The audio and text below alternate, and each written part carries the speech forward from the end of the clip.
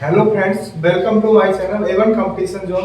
आज हम आपको पढ़ाने वाले हैं संविधान का महत्वपूर्ण टॉपिक तथा आज से हम एक नई सीरीज भी प्रारंभ कर रहे हैं जिसका नाम है समग्र सीरीज। इस बैच के माध्यम से यही उद्देश्य होगा कि जितने भी आगामी एग्जाम हैं उसको कवर कराना होगा तथा इस समग्र बैच में हमारी जो टीम होगी वह अन्य सब्जेक्ट को पढ़ाएगी तथा जिससे छात्रों को किसी भी सब्जेक्ट में कोई भी समस्या नहीं होगी।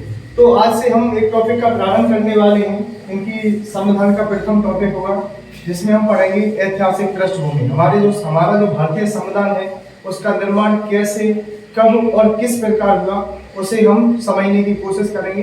तो प्रारंभ करते हैं ऐतिहासिक पृष्ठभूमि।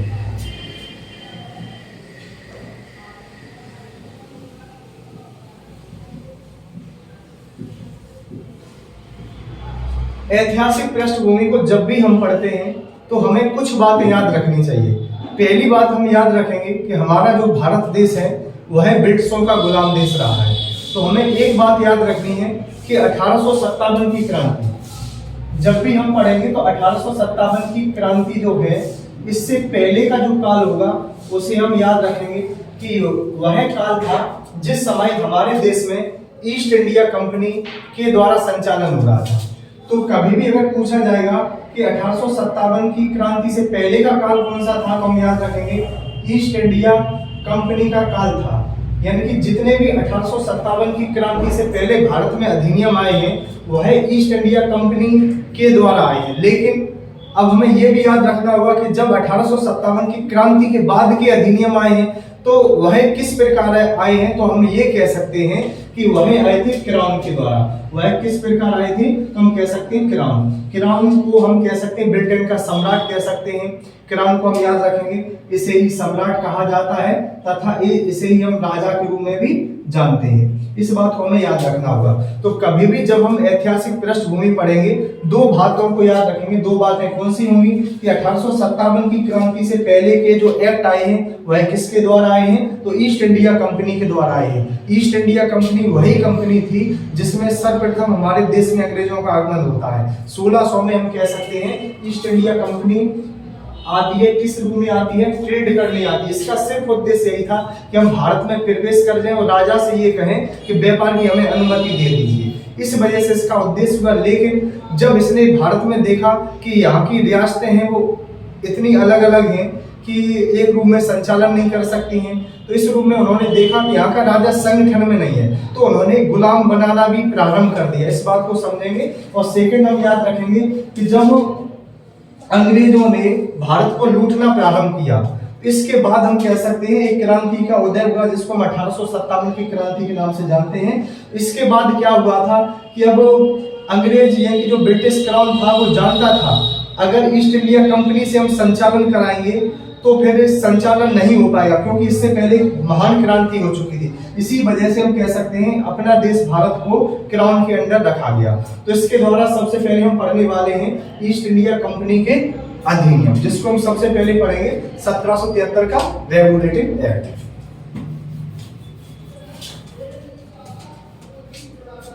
तो अगर कभी पूछा जाएगा कि पहला एक्ट हमारे देश में कौन सा आता है जो कंपनी का एक्ट था, तो सबसे पहले हम याद रखेंगे वह एक्ट था रेगुलेटिंग एक्ट। सबसे पहले याद रखेंगे हम रेगुलेटिंग एक्ट के बारे में। तो कभी अगर पूछा जाता है कि कंपनी का कौन सा पहला अधिनियम है तो रेगुलेटिंग एक्ट है। याद रखना होगा कि कब आता है तो 1773 में आता है। 1773 का यह अधिनियम था। ये कई बातें लेके आता है। पहली बार इसी अधिनियम के द्वारा कहा गया कि जो बंगाल का गवर्नर है, जिसे बंगाल का गवर्नर कहा जाता था, वह उसे हम कह सकते हैं इसी अधिनियम के द्वारा कहा जाने लगा बंगाल का गवर्नर जनरल। इस बात को भी याद रखेंगे। तो ये काफी परीक्षा की दृष्टि से काफी महत्वपूर्ण है कि बंगाल के गवर्नर को किस अधिनियम के द्वारा गवर्नर जनरल कहा जाता है, तो इस बात को याद रखेंगे। तो ये कौन सा अधिनियम था? रेगुलेटिंग एक्ट 1773 था। अब हम परीक्षा में एक प्रश्न ये भी देखते हैं कि बंगाल का गवर्नर कौन है, तो हम याद रखेंगे रॉबर्ट क्लाइव। बंगाल का गवर्नर किसे कहा जाता है? याद रखना होगा रॉबर्ट क्लाइव को बंगाल का गवर्नर कहा जाता है। जबकि 1773 के इसी अधिनियम के द्वारा बंगाल का गवर्नर जनरल इनकी कौन बनाया जाता है? वॉरेन हेस्टिंग बनाया जाता है। याद रखेंगे हम वॉरेन हेस्टिंग्स से कौन बनाया जाता है, बंगाल का गवर्नर जनरल बनाया जाता है। इसके बाद यही एक अधिनियम, ऐसा अधिनियम था जो 1774 में, इसी अधिनियम के द्वारा 1774 में कलकत्ता में उच्च न्यायालय की स्थापना की गई। काफी महत्वपूर्ण अधिनियम था। कलकत्ता में उच्चतम न्यायालय इसने ओपन कर दिया था। और वर्तमान में अगर हम देखेंगे उच्चतम न्यायालय कहाँ पर है, तो हमें याद आना चाहिए कि दिल्ली में उच्चतम न्यायालय है, जिसकी स्थापना 28 जनवरी 1950 को दिल्ली में होती है।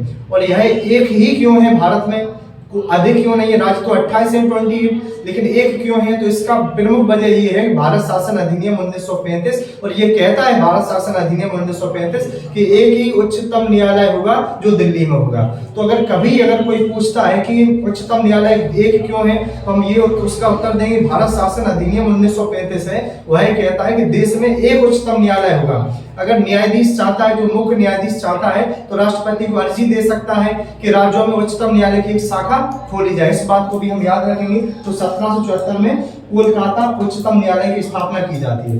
अब देखिए आज के समय में और उस समय में अंतर क्या था, तो हम दो बातें याद रखेंगे।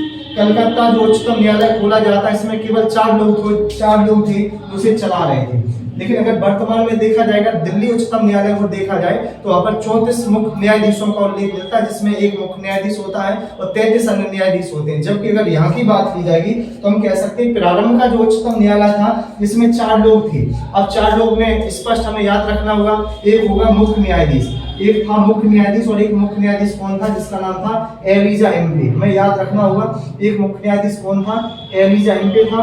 और इसके साथ हम कह सकते हैं 3 अन्य लोग थे जो अन्य न्यायाधीश जिन्हें कहा जाता था, जिनके नाम हम कह सकते हैं क्या थे, चेम्बर्स, लेमेस्टर एवं हाइड। जिनके नाम क्या थे, चेम्बर्स, लेमेस्टर एवं हाइड। ये भी हम कह सकते हैं इसमें अन्य न्यायाधीश थे। तो ये काफी महत्वपूर्ण क्वेश्चन है, परीक्षा की दृष्टि से बहुत महत्वपूर्ण है। पूछ लेता है कि किस अधिनियम के द्वारा भारत में सर्वप्रथम उच्चतम न्यायालय खोला जाता है, और याद रखना होगा कलकत्ता रेगुलेटिंग एक्ट 1773 को हमें याद रखना होगा। तीसरी बात ये क्या लेके आता है रेगुलेटिंग एक्ट, हमें ये भी याद रखना होगा। तीसरा इसने महत्वपूर्ण कार्य किया था, ईस्ट इंडिया जो कंपनी है, ईस्ट इंडिया कंपनी है, यह रिश्वत नहीं ले सकती। ईस्ट इंडिया कंपनी हम कह सकते हैं क्या नहीं ले सकती है, रिश्वत नहीं ले सकती है। अब ऐसा क्यों कहा जाता है, इस बात को भी हम समझने की कोशिश करेंगे। तो सर्वप्रथम हमें याद आता है कि हमारे देश में अंग्रेजों का आगमन व्यापारियों के रूप में होता है, लेकिन कि जब यह अंग्रेज अधिकारी हमारे देश में व्यापार करने के लिए आते हैं, तो हम कह सकते हैं ये बिना किरान को बताए काफी पैसा इनकी वसूलते थे। भारतीय व्यापारियों, भारतीय लोगों से पैसा वसूलते थे, जिससे उनका अपना मुनाफा होता था। तो ऐसी स्थिति में किरान को ये पता चला कि जो हमने जितने भी भारत में व्यापारी भेजे थे, वह ज्यादा मुनाफा कमा रहे हैं। ऐसे में किरान के द्वारा कहा जाता है कि आज के बाद जो ईस्ट इंडिया कंपनी है, वो सुवाई ना तो किसी भारतीय से रिश्वत ले सकती है, ना उपहार ले सकती है। इस बात को इस वजह से इनकी कहा जाता है। इतनी बात को हम याद रखेंगे। सेकंड बात क्या याद रख सकते हैं कि ईस्ट इंडिया कंपनी अगर रिश्वत नहीं लेगी, तो इसको देखने वाला कौन है, तो हमें इसकी याद रखना होगा कि जैसे इसको एग्जाम्पल के माध्यम से समझाते हैं। जैसे मानिए कि कोई आईएएस अधिकारी जो वर्तमान में बनता है, तो अगर वह चाहे कि हम अपनी मनमानी से पैसा वसूल करेंगे, तो ऐसा नहीं है कि उसके लिए मनमानी वो कर सकता है। उसके लिए हम कह सकते हैं कि अधिकारी को नियुक्त किया जाता है, जो होता है आईआरएस। आईआरएस का कार्य सिर्फ यही है कि आईएएस मनमानी ना करे, उसी की देखरेख करना है। इसको हमने इस वजह से समझा क्योंकि ईस्ट इंडिया कंपनी रिश्वत नहीं लेगी भारत से। इसकी देखरेख करने वाला कौन था, तो हम याद रखेंगे court of director. Court of director का कार्य यही था कि ईस्ट इंडिया कंपनी कहीं भारतीयों से पैसा तो वसूल नहीं कर रही है। इस बात को भी हमें याद रखना होगा। और इसको कौन देख रहा था, कोर्ट ऑफ डायरेक्टर को लगाया जाता है। इस बात को हमें याद रखना होगा। तो ये हमने आज देखा कि रेगुलेटिंग एक्ट के बारे में समझा कि ये कई बातों को लेके आए, जैसे बंगाल का गवर्नर जनरल बन जाता है, कलकत्ता उच्चतम न्यायालय की स्थापना हो जाती है, और ईस्ट इंडिया जो कंपनी थी उसके हम देख सकते हैं उसके कार्यों पर रोक भी लगाई जाती है इसी अधिनियम के द्वारा। दूसरा ये प्रथम अधिनियम था। अब हमें ये याद रखना होगा कि इसके बाद भी कई परिवर्तन हुए इसमें। रेगुलेटिंग एक्ट 1773 में एक संशोधन हुआ, और जिसे हम कह सकते हैं 1781 का अधिनियम कहा जाता है। रेगुलेटिंग एक्ट में एक संशोधन हुआ जिसे 1781 का अधिनियम कहा जाता है।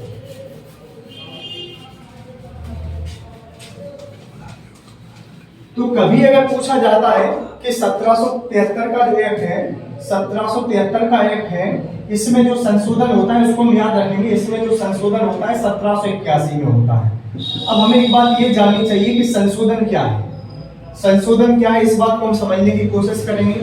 जब भी हम कोई किताब पढ़ते हैं या कोई व्यक्ति पढ़ता है तो उसमें एक बात हमें याद रखनी चाहिए, हमेशा संशोधन की आवश्यकता होती है। जैसे प्रत्येक किताब का अर्थ यही होता है कि यह संपूर्ण नहीं है, इसमें हमेशा सुधार की आवश्यकता रहेगी। उसी तरह हमारा भारतीय संविधान है कि इसमें जितने भी तथ्य लिखे गए हैं वह तो समाप्त नहीं होंगे। अगर हमें आगे चल के ऐसा पता लगता है कि इसमें हमें कुछ जोड़ना है तो हमारे संविधान, हमारे देश के लोग के लिए अगर ये ऐसा ठीक रहेगा तो हम उसको कर सकते हैं।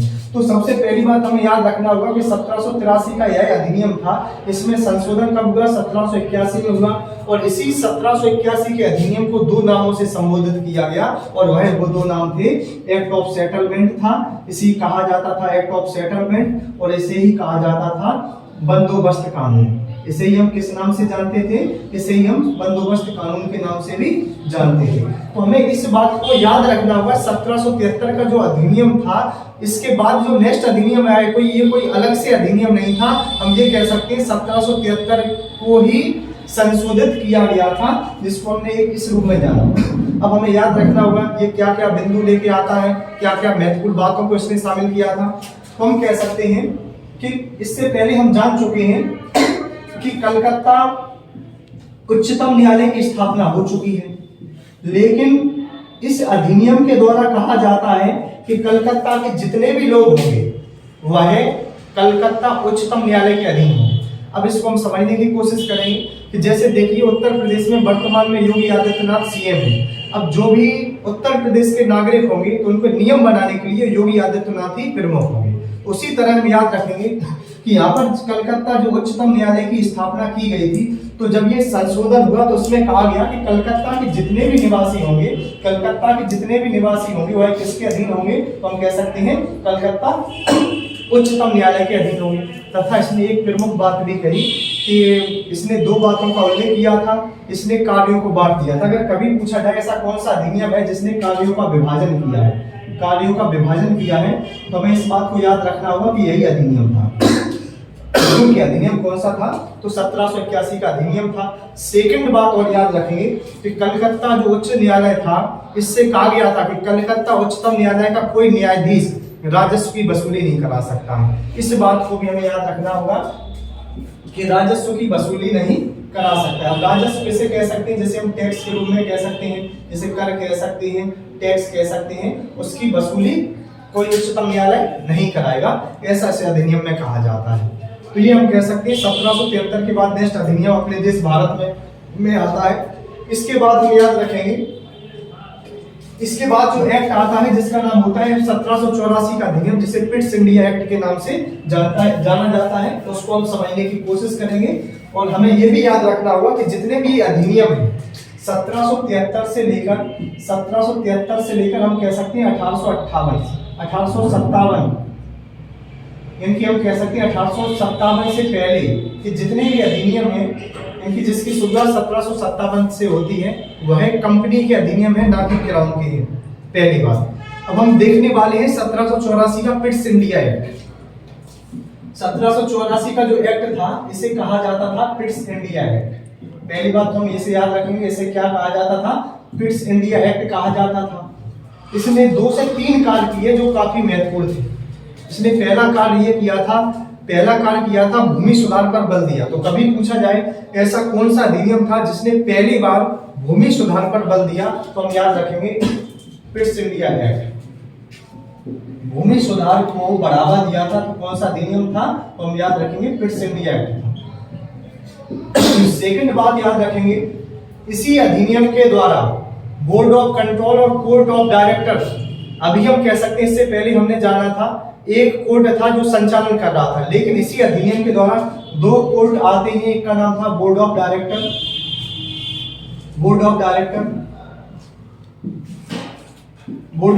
और कोर्ट ऑफ डायरेक्टर। हम याद रखेंगे बोर्ड ऑफ कंट्रोल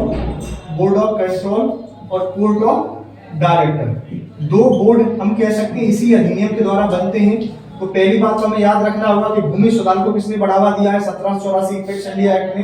और हम याद रखेंगे कि बोर्ड ऑफ कंट्रोल और कोर्ट ऑफ डायरेक्टर को बढ़ावा देने वाला कौन था, यही पिट्स इंडिया एक्ट था।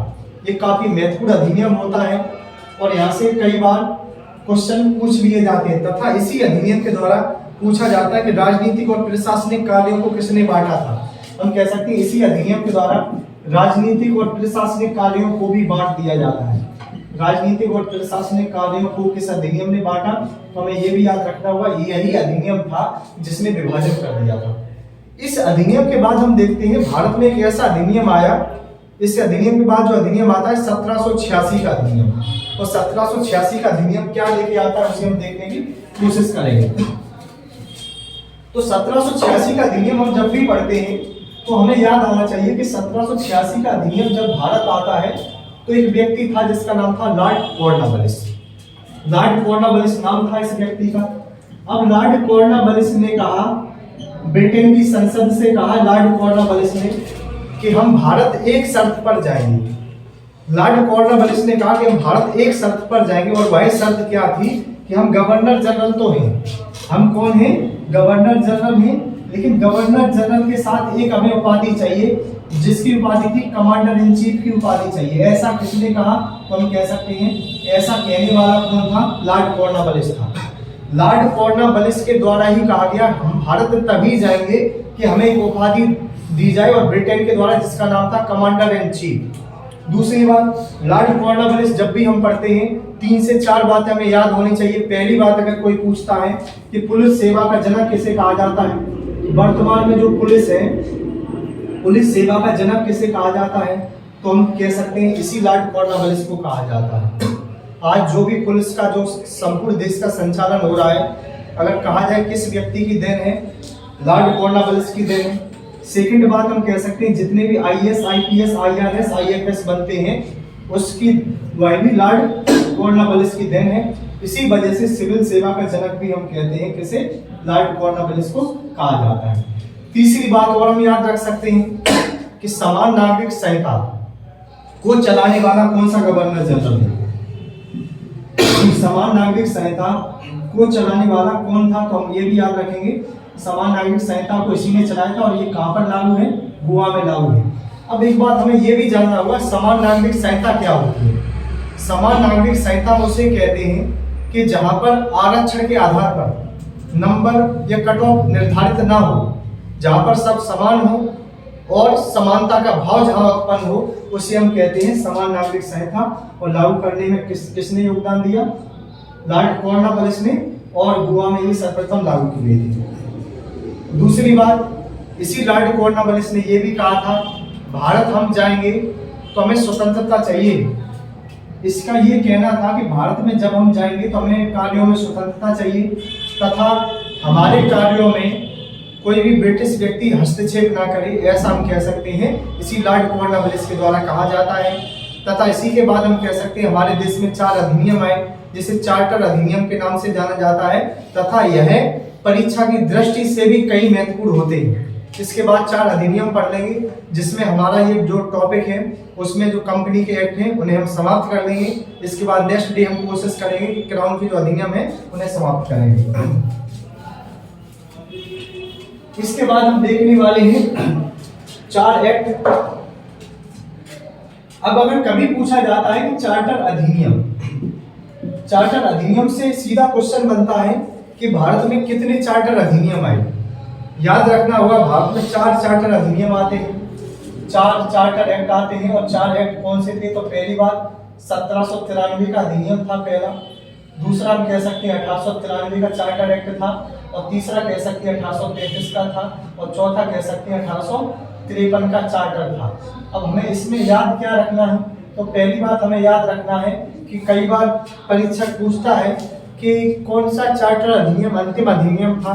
हमें याद आना चाहिए कि 1853 का जो चार्टर अधिनियम था वह अंतिम अधिनियम था। अब हम समझने वाले हैं कि 1793 से अधिनियम से चार्टर से समझेंगे।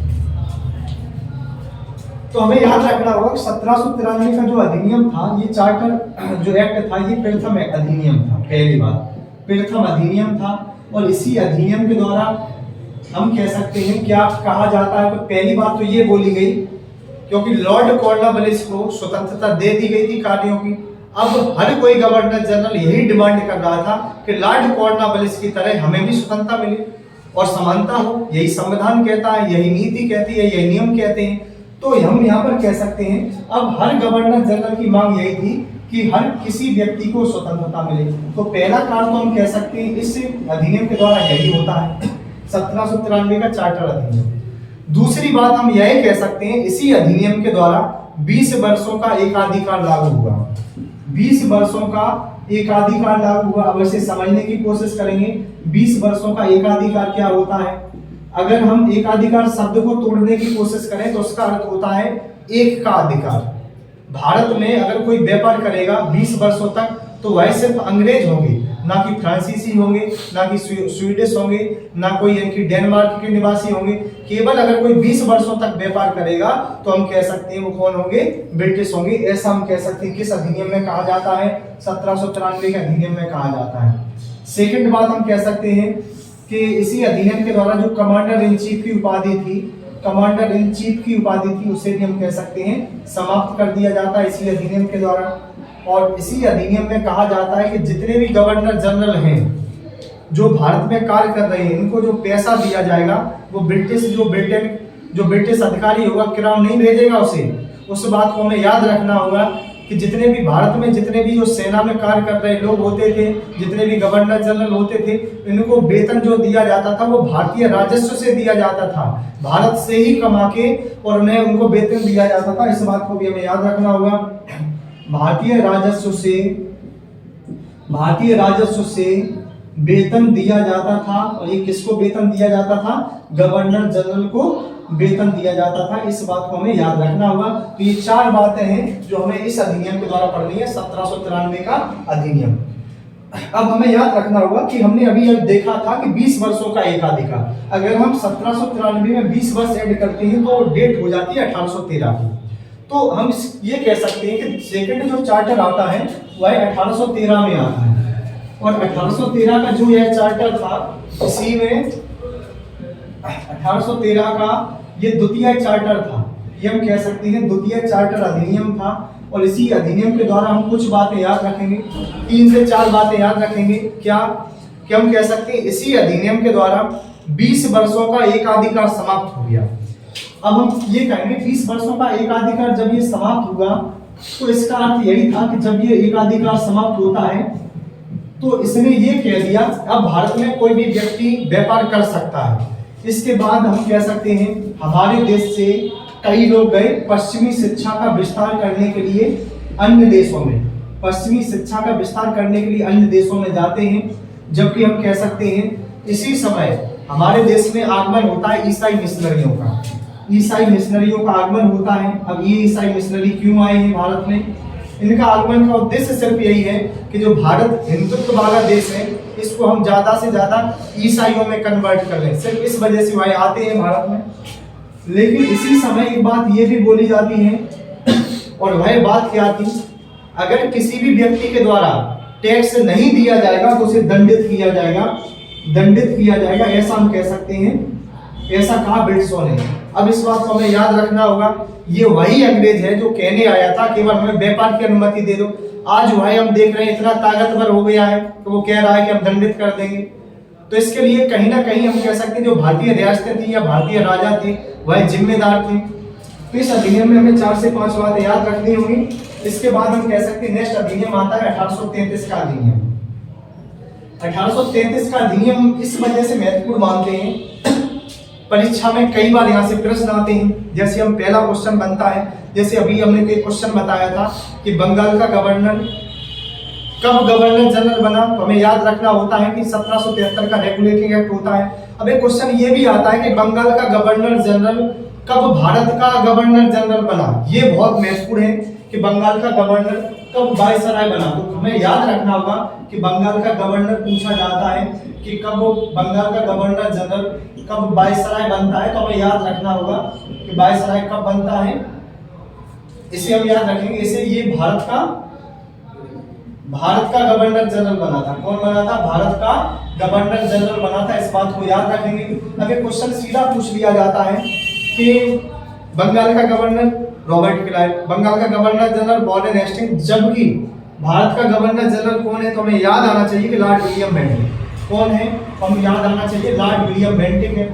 लॉर्ड विलियम बेंटिक वही व्यक्ति है जिसने सती प्रथा को समाप्त किया।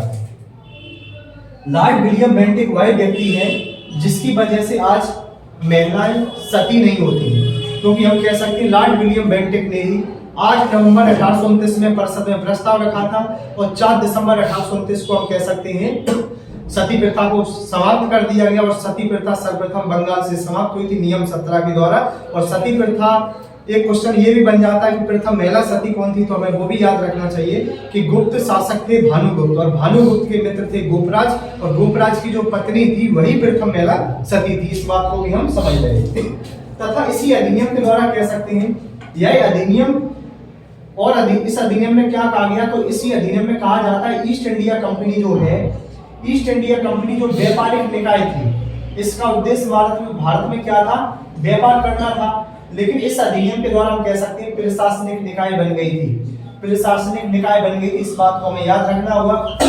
कभी पूछ लिया जाए कि अंग्रेज भारत में व्यापार करने आए, लेकिन वह प्रशासन को कब संभालने लगे या किस अधिनियम के द्वारा संभालने लगे, तो हमें याद रखना होगा 1833 का अधिनियम। और इसी अधिनियम, ये भारत का पहला अधिनियम था जिसमें पहली बार कहा गया कि भारत में सिविल सेवा परीक्षाओं का आयोजन हो। लेकिन जैसे ही अंग्रेजों ने ये बात बोली, फिर अंग्रेजों को लगा कि ये भारतीय इनकी बड़े पद पर जाएंगे और आगे चल के ये ब्रिटिशों के लिए सबसे बड़ी समस्या होगी। आगे चल के हम कह सकते हैं सिविल सेवाओं को, परीक्षाओं को भी रद्द कर दिया गया, सिविल सेवाओं को भी रद्द कर दिया गया। अब क्यों रद्द कर दिया, इसकी वजह वो चाहते नहीं थे अंग्रेज के लिए भारतीय उच्च पद पर जाएं। इसके बाद हम एक टॉपिक, इसी का एक अन्य अधिनियम है, यहाँ पर ये टॉपिक फिनिश हो जाएगा, जिसका नाम है 1853 का चार्टर अधिनियम, अंतिम अधिनियम।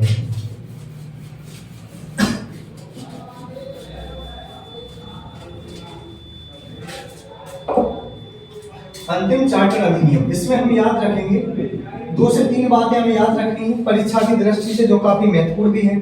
कभी पूछा जाए अंतिम चार्टर अधिनियम, तो याद आना चाहिए 1793 का अधिनियम, 1853 का अधिनियम हमें याद आना चाहिए। कभी पूछा जाएगा अंतिम चार्टर कौन था, 1853 का था। क्या क्या ये क्या लेके आता है, तो हमें 2 बातें याद रखनी होंगी। पहली बात तो हम याद रखेंगे अंतिम चार्टर था, अंतिम चार्टर था। सेकंड पॉइंट हम याद रख सकते हैं, पहला अधिनियम जिसने भारत में सिविल सेवा परीक्षाओं को बढ़ावा दिया, यही अधिनियम था। आज वर्तमान में हम कह सकते हैं कि यूपीएससी जो है, यूपीएससी की जो बात करते हैं, यूनियन पब्लिक सर्विस कमीशन, जिसकी स्थापना 1919 के अधिनियम के द्वारा होती है, जबकि यह पूर्ण रूप से 1926 में स्थापित हुआ था। 1926 में हम कह सकते हैं स्थापित हुआ था। लेकिन यूपीएससी से पहले सिविल सेवा परीक्षाओं के लिए एक समिति बनती है, सिविल सेवा परीक्षा के लिए समिति बनती है, जिसका नाम था मैकाले समिति। तो मैकाले समिति अगर कभी पूछी जाएगी किसके लिए थी, ये 1854 में ये आती है। उद्देश्य सिर्फ यही था कि सिविल सेवा परीक्षाओं में भारतीयों की वो भागीदारी और उनके अधिकार भी दिए जाए। तो आज हमने कोशिश की भारतीय ऐतिहासिक पृष्ठभूमि में ईस्ट इंडिया कंपनी के सभी अधिनियम पढ़े हैं, और आज एक क्वेश्चन भी हम छात्रों को देना चाहते हैं कि आर्टिकल जो 21 है फंडामेंटल राइट्स में, वह प्रारंभ में क्यों नहीं रखा गया, जिसकी शुरुआत तो फंडामेंटल राइट्स पढ़ते हैं तो 12 से 35 तक है, इसे बाद में आर्टिकल 21 को बाद में क्यों रखा गया, इसको कमेंट्स में सभी छात्र इसका उत्तर देंगे। वीडियो पसंद आता है तो चैनल को लाइक, सब्सक्राइब एंड शेयर करें। वीडियो देखने के लिए धन्यवाद।